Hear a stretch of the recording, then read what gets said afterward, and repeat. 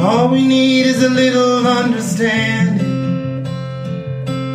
Walk a mile in their shoes. And if we keep our hearts open-minded, we'll enjoy this wild ride called life. And if we keep our hearts open-minded, we'll enjoy this wild ride called life.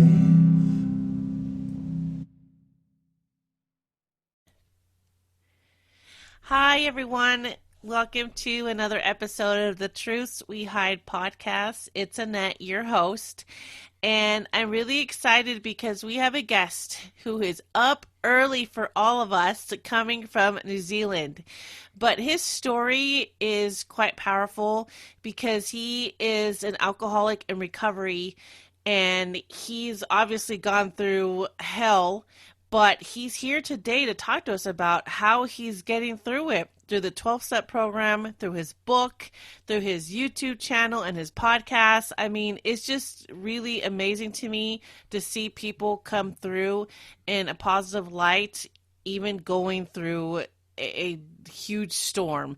And so I can't wait for you to hear his story and learn from it and know that you are not alone in whatever you're going through, because there are people like him that are here to help you get through it. So please welcome Stephan Neff. Thank you so much, sir, for being on here. It's an absolute honor and pleasure on my side. Thank you so much for creating a platform where we can pull away the masks and be honest with each other, and hopefully through that honesty can plant the seed in someone else to give them the power to change their lives.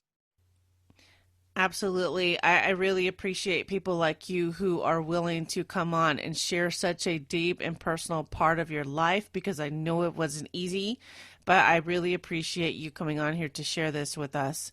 So tell us a little bit about your background. Well, born in 1966, a very beautiful year, may I say, very nicely. I'm matured to perfection now, like a good old cheese, I would say. But that maturity came only because through my life, I went through some very dark times. And it is a matter of fact that, I had a interesting relationship with alcohol. Initially, it started as a young man, around about 18 or so, when I went to university. I figured out that alcohol helps me a lot in order to lose my inhibitions, to be more relaxed, to feel stronger. And it was a beautiful, beautiful feeling. I loved it. It was just nice. And alcohol soon became a friend of mine. Alcohol soon stayed with me, and we had good times for a while, I must say. Having said that, no good story comes without tribulations, and my tribulations were certainly there. I was the victim of a gang assault when I was 13, and that certainly changed my life for good, not in a physical sense, but purely in an emotional sense. I was lucky enough I could dodge a knife. I was lucky enough, not for any skills I had, it was just sheer luck. Whatever the universe had in plan, it was not meant for me to die on that day. But I was left bruised and battered and without front teeth. And so I started healing. Within 4 weeks, I ended up starting to train martial arts with the German police. And I transformed myself from this naive, a little bit pudgy, 13-year-old into a fighting machine, into a warrior. And I took great pride in that transformation at an early stage. So there I was, the lean, mean fighting machine, literally. I was already then showing the signs of PTSD, but I had reframed in my mind those signs and symptoms into something positive. And that stayed with me for most of my life and still is now. That positive in the sense of turning the hypervigilance into a situational awareness, to be present when it comes to everything around you, absolutely everything. And that served me well as an anesthetist, because that's what I am today. I've studied I went to school for a quarter of a century, and finally I'm a consultant anesthetist, or anesthesiologist, as you would call it in the United States. And in my job, I am aware of virtually everything, and that is great. That is great. That suits me well. And on many of the other things, I was able to reframe in my mind, and that was one of my strengths, because I've turned negative things into positive things. I can make the most boring chore interesting by just reframing it, and that's good, and it's a nice thing. But it also meant that I was not aware of the diagnosis of PTSD until literally last year, when I suddenly had a revelation. But I'm jumping ahead. We'll talk about PTSD a bit later down the line. I guess let's talk about the alcohol. So bottom line is, I was getting successful. I was working hard. I was going nuts because I was a young man who was taking the world by storm. I was a man who loved to achieve. And that meant I was burning the candle on both ends and in the middle. And that meant that I didn't give myself time to learn about my emotions. That really only came in rehab 7 years ago. Until then, I was going like the Energizer Bunny. And then my batteries ran out. I had a burnout. When there were negative emotions, I rather used alcohol to drench them and to wipe over them, rather than actually deal with them and understand them and learn from them and about them. So it was a very weird time, because I was essentially emotionally retarded. Whilst I was this high-functioning person out there, from a emotional point of view, I was actually an imbecile. I had no clue, certainly, how to deal with the negative emotions. And that's when alcohol really, really came in to help me not only become a crutch, but to numb the pain.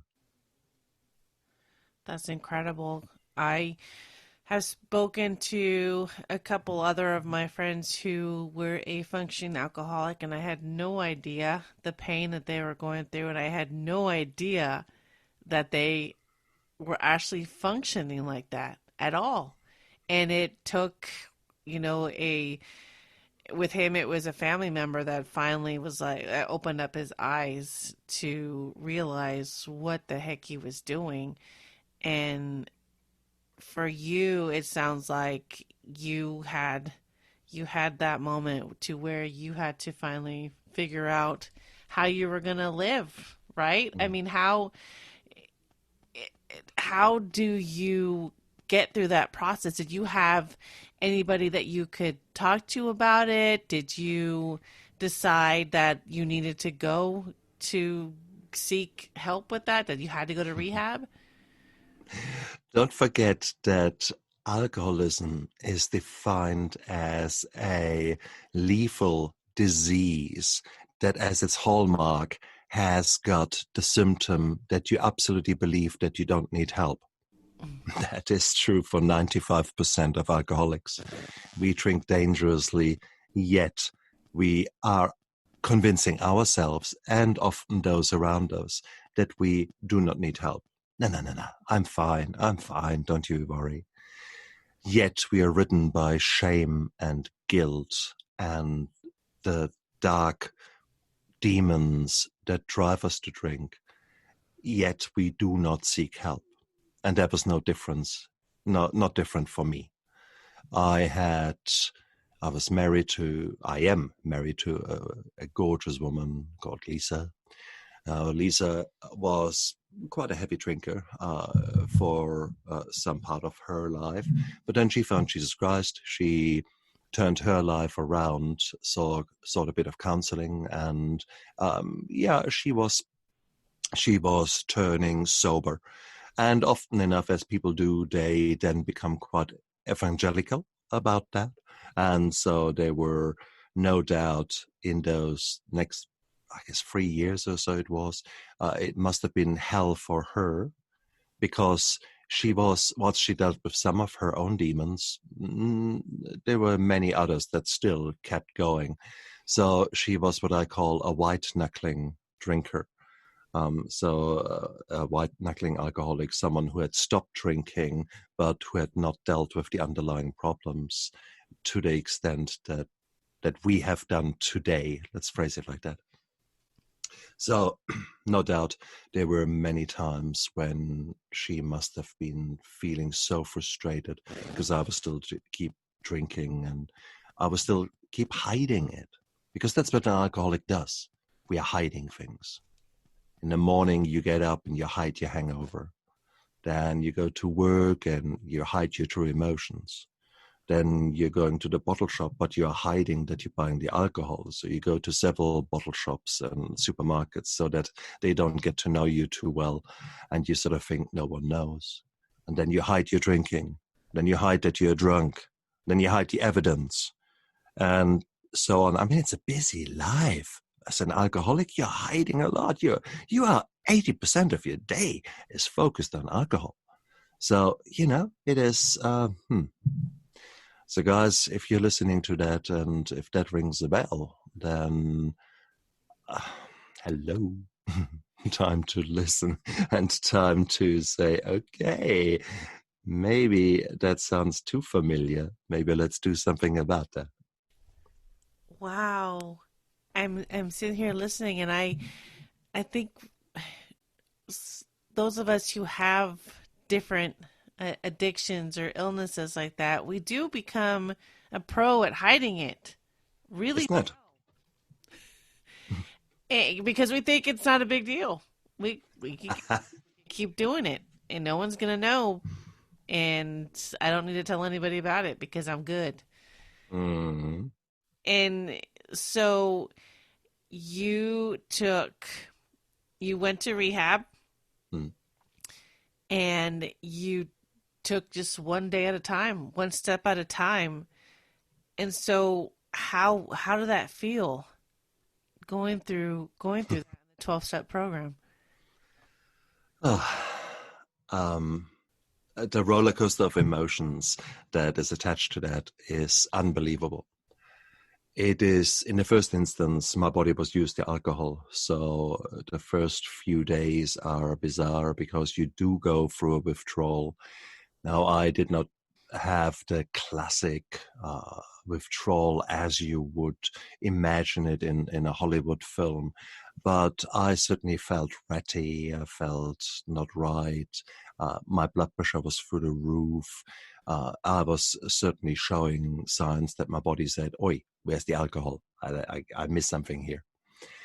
And so that was the first few days. But also I remember this deer in the headlights kind of feeling that you have no idea what happens now. You feel the shame, the guilt. You try to sort of make sense of it, and you can't, because for the time being, the healing had not yet started. But here I was walking into this rehab facility and sitting there with 3 other inmates who just had arrived, and we sort of tried to suss each other out, and we tried to sort of think what's going on here. And it was a very strange thing the first day. And I write about that in my book, My Steps to Sobriety. It's just, yeah, you're just gobsmacked. You're just sitting there like, oh my God. You try to pretend and you still have got your mask on, but no, it is when they are kind enough to take your luggage to your room. Well, no, they're not taking it to your room. They're taking it to go meticulously through your luggage to make sure you haven't smuggled any drugs and any alcohol in there. You basically hand in your dignity at the front door. And that's exactly what you need to do. And that's exactly what rehab does. They strip you bare and really help you to look at yourself naked, warts and all. No more masks, no more bullshit. And that became intoxicating. The first day that I actually spelled out, "Hi, I'm Stephan, I'm an alcoholic." Wow, that was painful yet liberating. And for me, I had a lot of resentments about work situations and about dealing with institutions that I felt were bullying me and were harming me, etc. And I guess to a certain degree that was true. But it takes two to tango, and that's something I had to learn in rehab. That essentially, yes, there was a lot of resentment, there was a lot of bullying going on, there was a lot of trauma going on, but at the same token, yeah, I had a role to play in that. That's step 4 on that. If someone is counting out there, so I was actually going soon through a beautiful roller coaster where I suddenly could speak up, because I was by contract bound to be quiet. Yet here I was in a protected environment where I could actually be honest. And that initially I became like a bloody canary. Everyone and his dog got the story, because I finally could tell my side of things. And it was just beautiful. Beautiful. But then very soon, probably within the end of the first week or start of the second week, my case manager sat down with me and asked me, please write a letter to that institution. Go into detail, go into everything, and you tell them. And oh boy, did I sit down. I wrote this letter, and then the next meeting I had with her, I was all proud and came in with this letter. Here you go. Come on, let's talk resentment. And she said, she had a quick look at it, maybe 5 seconds of that. Then she folded it, put it aside, and said, cool, now let's talk about you. But, no, let's talk about you. And that was the start really of my healing. Once I put the obvious things away and started to look at what else was going on in my life, what else were the drivers of my addictive behavior, what were the reasons, what was I feeling. And it's really all about emotions. It's the emotions that drive you. It's what's happening below your conscious level. It's all these, the limbic system, the amygdala, all these weird and wonderful structures that are deep in our reptilian brain and that are creating the emotions. And then with the emotions as a background, create therefore the actions or the drivers for the actions. So if you're angry as hell about someone, well, you just react, because that's what an alcoholic does. Your wife says something that you don't like, and then she goes, and within no time you have got the Third World War, and things are not right. And then in comparison, fast forward 7 years, it's virtually impossible for my wife and me to have a fight nowadays. Because as soon as she goes, I say, ooh, darling, I love you. What's really going on? Have you had breakfast? Have you drunken any water? Did you not sleep well? Or are you worried about your finances or what is going on? Oh yeah, okay. And it's the same other way around.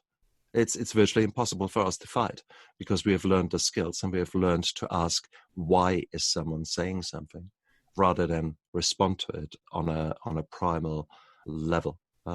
So here you go. It's a beautiful, beautiful journey. And that's already a glimpse to those of you who are still out there in the throes of shame, guilt, resentment due to either your addictions or due to other beliefs, that you can actually overcome them and that you can actually be the person that you truly wish to be. But it takes bloody hard work. Let's not be stupid about that. It is not something that falls into your lap and you can just, oh yeah, okay. I read one self-help book and then, it's all turning to beautiful sunshine yeah, no, it doesn't work like that.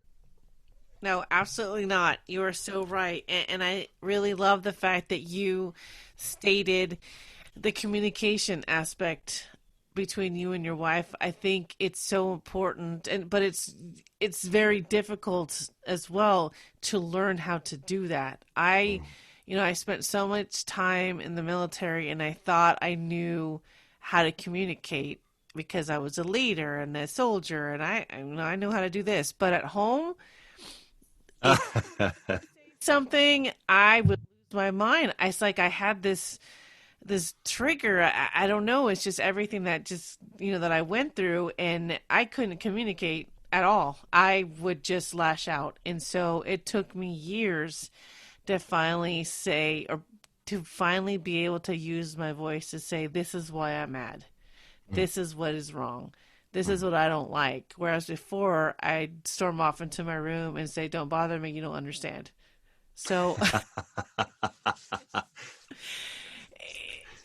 it's so interesting to me, and I'm so glad you said that because it is hard. And I think it's with so many different things in our life, it's so hard to be the bigger person. And And that's fine. But the only reason that I can be that today is that I have learned through humility to become someone that I love. My new me, I love myself and I protect myself fiercely.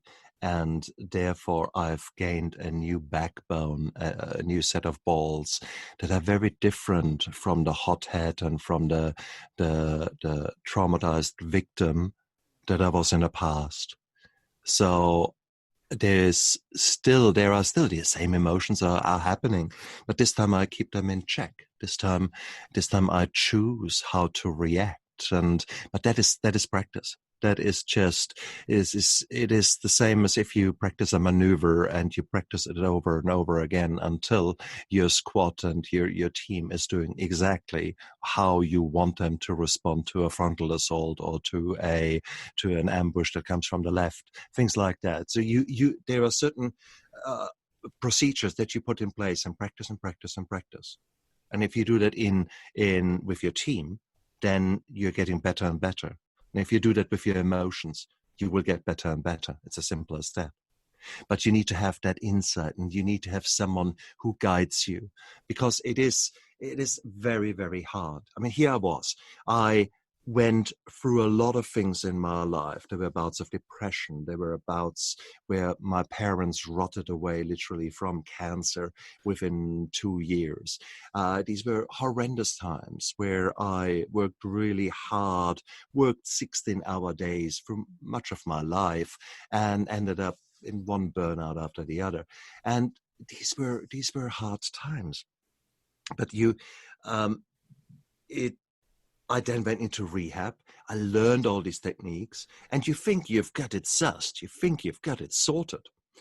Then I tell you, last year, a friend of mine was a special forces medic in the past, so his PTSD caught up with him, and he really pretty much lost it. And he was working with me, and it was not nice to see. And one day he was away for a bit, not long, a few days, came back, and he appeared to be a different man. And I said, "Are you okay?" And he said, yeah, it's going to be all right. And the way he sounded, and I thought, oh shit, is he going for the wrong path there? Is he trying to finish himself off? And he said, no. I've seen someone who has helped me, and I will be right. And I said, bullshit. Absolute bullshit. You've been away, what, 2-3 days, or a week maybe, and you've seen someone look at you. And in my mind, I went through the diagnostic criteria of PTSD. Here you are waking up 3 o'clock in the morning. Here you are hypervigilant. Here you are bang, bang, bang. And in my mind, rattled them off. And suddenly, the moment I rattled them off, I said, hang on. I've just described my life. I've just described my emotions. I just described that I wake up at 3 o'clock or 4 o'clock to the second, and my brain plays me something that happened 30 years ago, and not the trauma, not the assault. It plays to me how I was nasty to a former girlfriend, or how I treated someone, or the wrong sentence I said. And it gives me like someone punches you literally into the gut. And I respond like that. My body goes, ugh. It's literally a visceral reaction. And it is brutal. And suddenly, that was last year, and suddenly I realized, hang on, what he is going through, I describe. I am. And I thought, oh shit. And so that was the first revelation. And then the second revelation was, okay, I observed him. And truly, over a week period, he was suddenly turning around. And within a month, he was back to his normal self. And I thought, what the F? And so I said, okay, who did you see? What did you do? Well, I've seen this and this person. And she is a life coach, but she does hypnosis and self-hypnosis. And I said, fine, give me the telephone number, because I need to suss that out. And I went to her. Nikki, if you're listening, you are a fantastic girl. She sat me down, and for 2 hours we talked. And next time I came there, she actually helped me and introduced me to hypnosis. And with the mixture of her reframing my subconscious, and with just speaking to her and analyzing what was going on, my conscious brain was able to get this aha moment. And it took me 3-4 sessions with her. And then suddenly the nightmares were no longer there. Suddenly it was, I get them still, maybe 1 in 10 days or so, which is to be expected. 1 in 10 nights is a shit night for everyone in this world. So that's the sort of a statistic. Good to know. So please don't go for 100% resolution and consider yourself a failure if suddenly one night you have got again a shit night. No, that's normal, guys. So no, it suddenly turned, and I was lucky because not only had I somehow constructively dealt with the PTSD throughout my life, I was now able to just put the finishing touches on it, so that suddenly some of the symptoms of it I could dial down, and that was beautiful. This 3 o'clock in the morning awakening, oh, fuck off, honestly. This is no, I hate it. That was the worst part of it, honestly. The hypervigilance is good for me. It is. And to a certain degree, honestly, it is, I'm going through this kind of soul searching at the moment, because I do like the hypervigilance. I consider that a good thing. I walk into a room, I assess it within a fraction of a second. What are the vibes? Where are the exits? Where can I sit so that my back is protected? Which is the biggest threat in the room? Kind of a thing. That's normal. And I do that without even thinking much nowadays. But it suits me well. That is a healthy attitude, because the world is a heap of shit. There's so much crap going on. So you can't just say, ooh, let's switch off all that vigilance. Just numb me with any kind of drug that you can, so that I no longer show my PTSD symptoms, and forget about all the nasty world. Because the next thing is you're dead because some idiot drove off the road straight into you, or someone indeed considers violence as the solution to his problems, and the next thing you know is you're in an emergency department or you're dead. It is what it is. This is a shit world out there.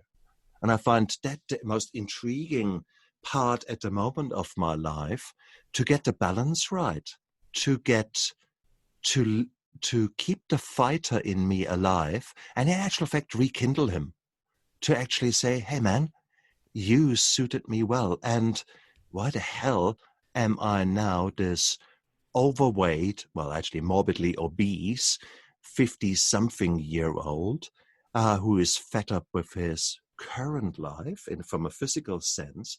Why not bring the fighter back on and actually drop the weight and use the fighting mentality to the positive side? I think that it is a balance that each and every one of us needs to achieve, needs to find out. The negative there, PTSD is horrible, and it's certainly complex PTSD, and it is, wow. Oh, what a bloody chameleon, because it can take any form and color, and there's probably not one person who is exactly the same as the other person. We know so little really about it. Why do people get PTSD? It is, you have got people who go through horrendous trauma and nothing happens. And others, for them, when you look at it, I mean, for me, that was probably classified as a minor assault. Well, no, it was probably a bit more, because I managed to get the guy, the gang leader, into jail for 3 years because he was a nasty piece of work. So I testified against him. And so it was minor compared with, let's say, a battlefield experience.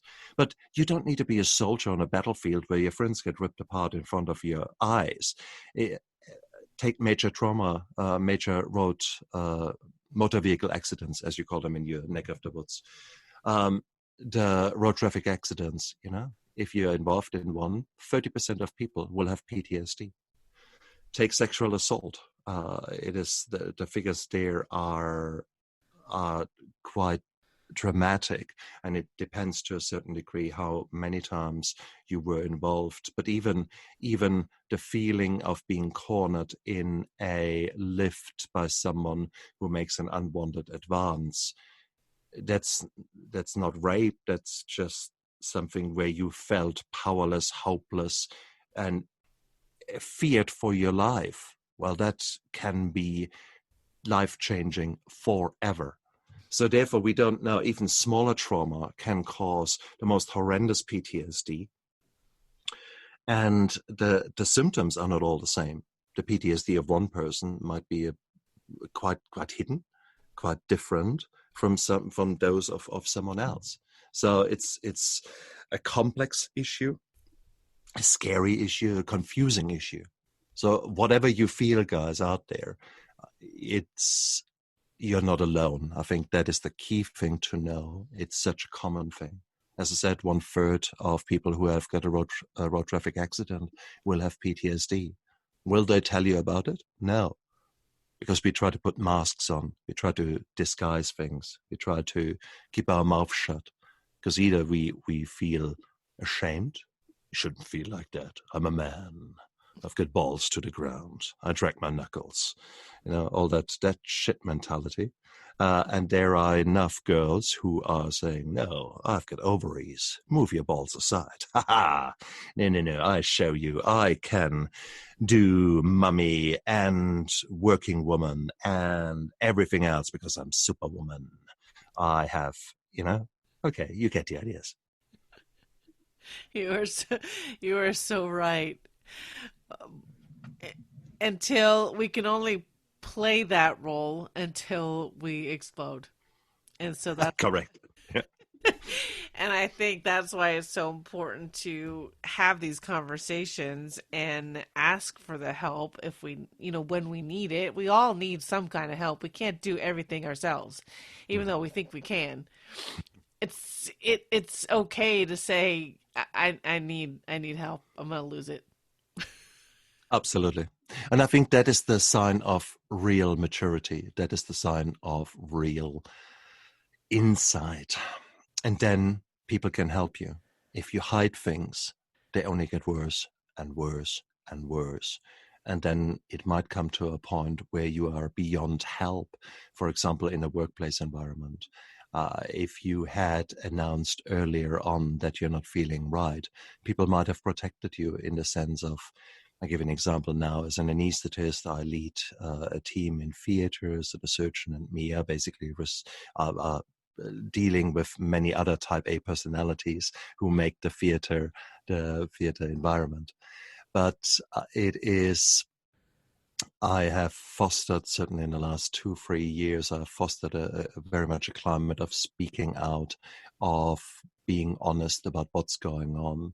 And nowadays it's not uncommon that someone comes to me and says, look, today I'm not feeling right. I'm 80% because my mom just went into the rest home, and I'm completely I'm overwhelmed with that and things like that.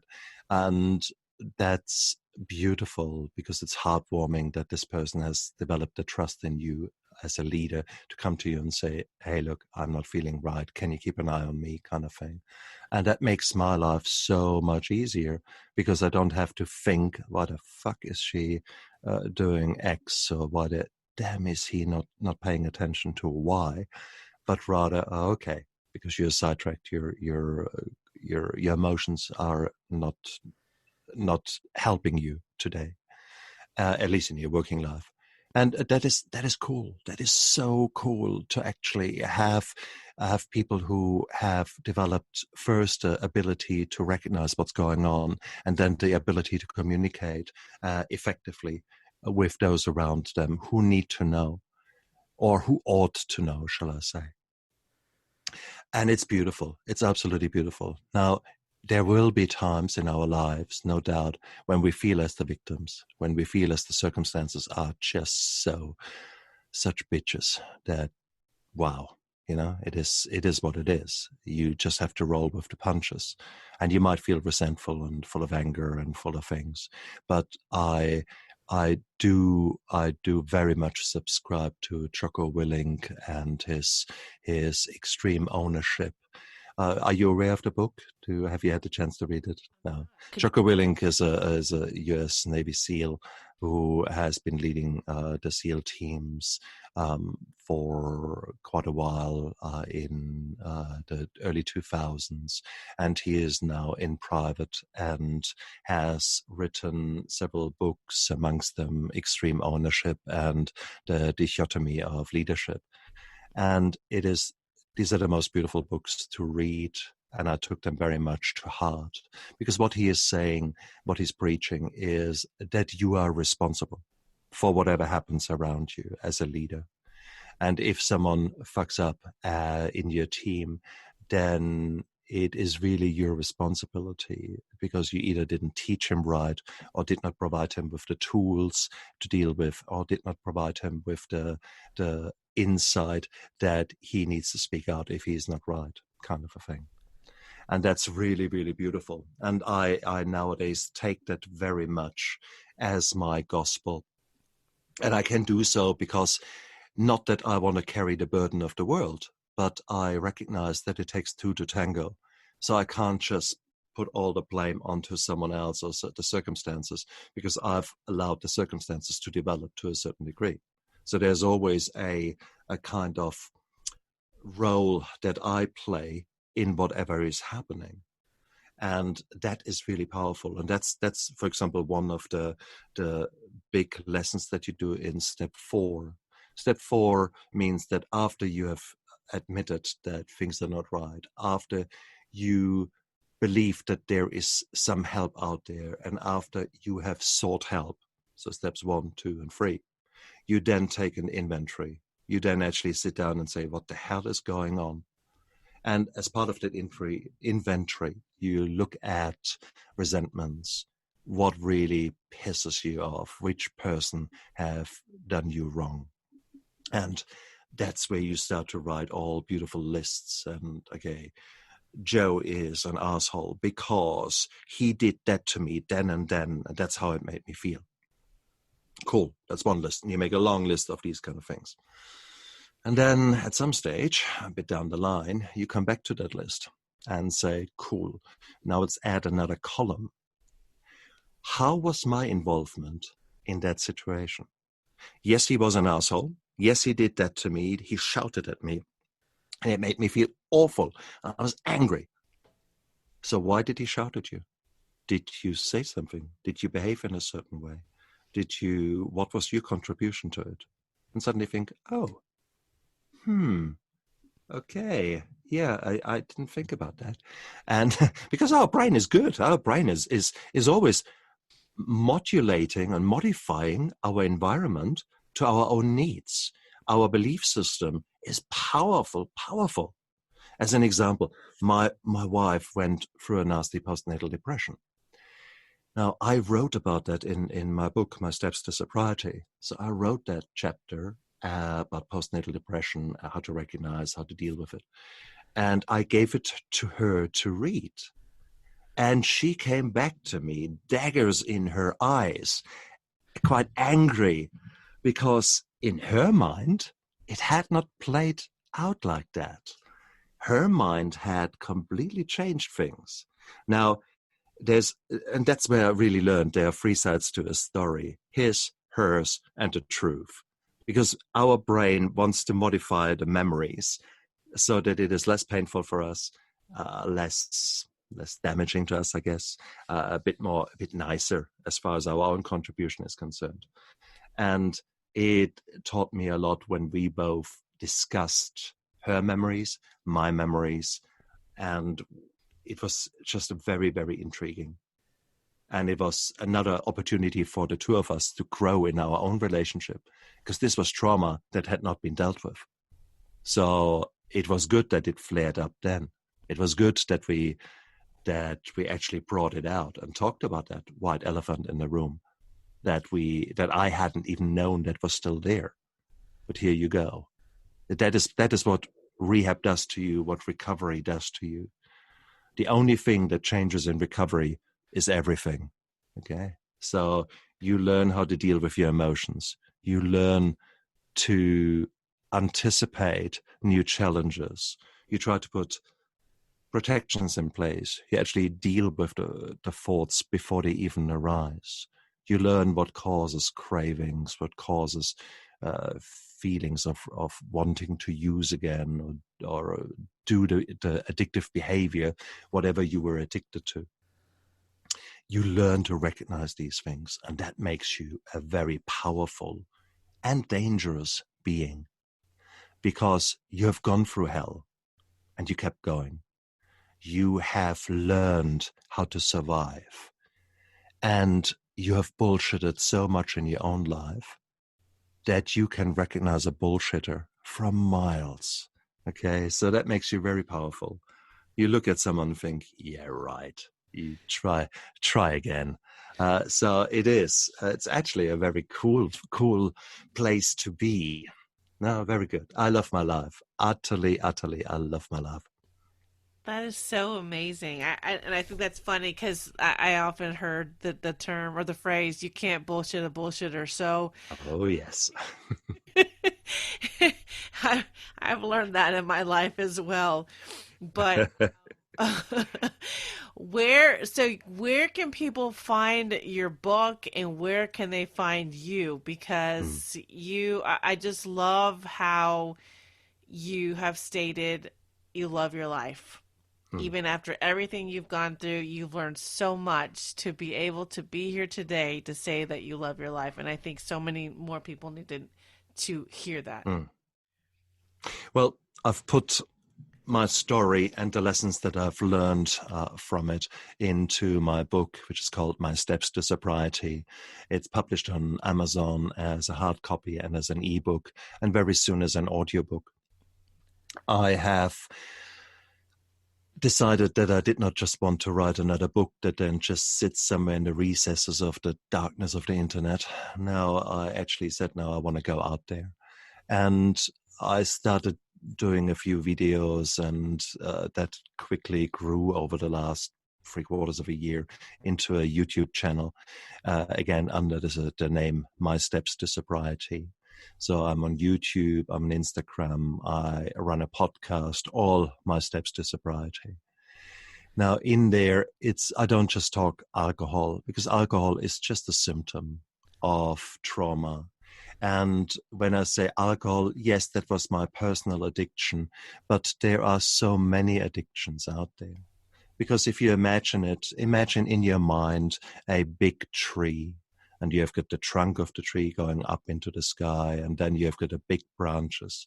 Now, each of these big branches is an addiction. It might be the chemical addictions and all the drugs that you might take in order to numb your pain or feel different. Then there are the behavioral addictions. Then there are the eating disorders, the sex addiction, the gambling, all the other things that you do to make you feel different. So these are all the addictions as the branches of the tree that you see. If you come back down the trunk and go actually underneath the surface, you find the roots. And these roots is really what you need to deal with. That's the PTSD, that's the depression, the anxiety, the negative emotions, all those kind of things that drive our addictions. So if you just keep pruning the tree, well, guess what? A new branch will grow. And it's the same, unfortunately, with addiction. You need to deal with the underlying reason. And that's what I do in my YouTube channel. I bring on guests that look into the underlying problems. Yes, some of them have been good-going alcoholics. Others have been had no addiction whatsoever, but they suffered from the consequences of the trauma and now help others to deal with it. So I speak a lot to other life coaches from all areas of life. And when it comes to treatment of problems, there is not one solution. There's the medical side, so that might mean behavioral therapies, that might mean the medications, etc. So yes, we will talk about that, but there's so many other ways to heal and to learn. So the mindfulness, the learning about healthy habits. That's what I'm quite big in my book, My Steps to Sobriety. In step 7, sort of the middle part of the book, I go through all these important habits and give you action plans to deal with the hydration, the nutrition, the sleep, all the other things that are important for you to assure that your body knows it's looked after. It doesn't need to go into survival mode because it has been starved from water or has been starved from the proper nutrition that it needs, that it is sleep deprived and is in survival mode, all these kind of things. So if you actually figure out those things that show very similar signs to PTSD, for example, well, let's deal with them first. Let's look at what your body needs, and then deal with the emotions. If you do it the other way around, if you just keep getting pissed and then wake up with hangover and anxiety, well, yeah, tell me how that goes, okay? Come back to me in a year. So no, that won't work. So that's a big part of my book is first the habits, and then I think the latter part of the book is actually all about living a life so full and rich that it's impossible not to feel joy and passion and full of life, because I go through all the challenges that inevitably you will face. There will be bouts of depression. There will be waves of anxiety washing over you. There will be financial difficulties. Shit will happen. That's what life is all about. Shit will happen. Now you can either let it destroy you, or you can create opportunities to grow from them. But in order to do so, you need to know. So going back to the leadership in the army as a possibility, if you go on patrol, well, there will be things happening. There will people be shooting from the front. There might be the risk of a vehicle-borne IED. There might be other things. So you can create a number of risks in your setting, and can analyze them and then put standing operating procedures in order to help with that. Well, why not do the same in your life? You know that financial difficulties will happen. Why not learn about doing a budget? Why not learn to see, well, how can you get rid of some things that maybe you don't need and that gives you a bit of cash and an emergency buffer? Why not learn how to create or how to change your hobby into something that can bring in some money? Because you just don't know, with COVID or any other existential threat, you might lose your job. Well, what's your plan B? What's your plan C? These kind of things. So that's action plans, standing operating procedures that you would do in probably every job nowadays. Why not do the same in your life? And that's a big part of what I do, to actually talk to guests about that. And that's a big part of my book. It's really trying to arm you with the awareness of where you need to look in your own life, and then then I give you action plans that worked for me or that are common sense, but you need to adapt them, of course, for your own life. You need to deal with your own specific set of circumstances to make it really applicable. No, I love that, and I think it's so important, and you hit on a lot of good points that we need to focus on the underlying and not just cover on the top. We need to get deeper, because you'll never find that true peace that you need in your life. So it's so important. I'm so glad that you're doing this. This has been great. I really appreciate your time and your willingness to want to speak up about this, and now to help other people through it, because there's so many of us out there who just need to find our people. We need to find the ones that have gone through it, because they are the ones that truly understand it. So I really appreciate it. So, and that's the power of the group. May I just do a finishing sentence there, please? That's the power of the group. You need to find your tribe. You need to find your group, because you need to surround yourself with people where you are the dumbest person in the team. Okay, find those people who can teach you. It's no good if you keep pretending that you're the leader, but you have no idea where to go. So you need to have other leaders around you that have been in the dark place that you call home, and that can show you how to get out of there, that are the torches in the night, that are the candles of hope out there. And these people you need to find. If you're drinking, there are so many organizations out there. In my case, a 12-step based program has helped me a lot, but it was not the religious thing that it can be. It was a very common sense approach, and I write about that in my book. So I've translated the kind of religious path into a secular, common sense, how do you deal with a failing business kind of approach. And that worked really well for me. Other people, they don't like that. The simple fact that someone says God might put a big spanner in the works. Now, God for me is a group of orderly drunks. It's a group of druggies. It's a bunch of people who actually have got their shit together and can now teach me what to do. That is how I see a 12-step program. If you don't like that God or the 12 steps, if you have got feelings one way or the other, there is smart recovery out there. There's LifeRing out there. There's Women in Recovery out there. There are recovery programs specifically for LGBTQ plus or non-binary people. It doesn't matter what skin color you are, what religion you have got. It doesn't matter if you're a Muslim or a Sikh or whatever. There are programs out there for you. And guess what? You're not the only one who is not supposed to drink from a religious point of view, yet is hiding his addiction behind the scenes. It is so bloody common.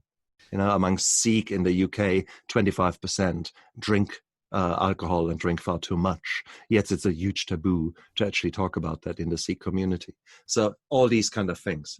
Guys, find your tribe and listen.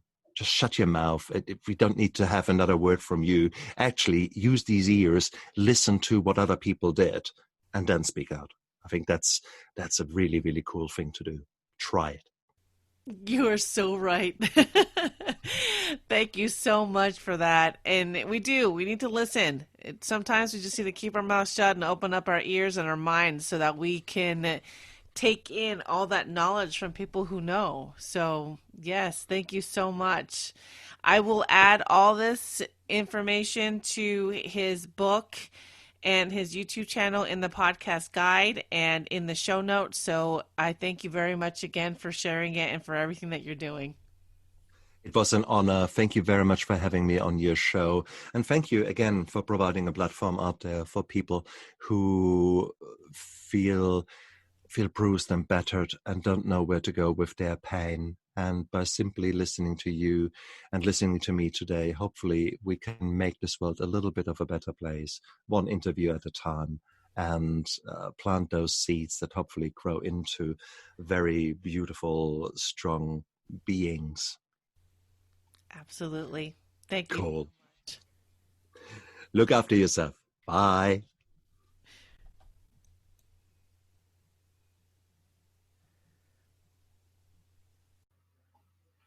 Thank you for listening to the Truths We Hide podcast, created and founded by your host, Annette, the founder of A Wild Ride Called Life. Also, a big thank you to all of our sponsors for each and every episode that is aired. We have so much support from them and all of our listeners.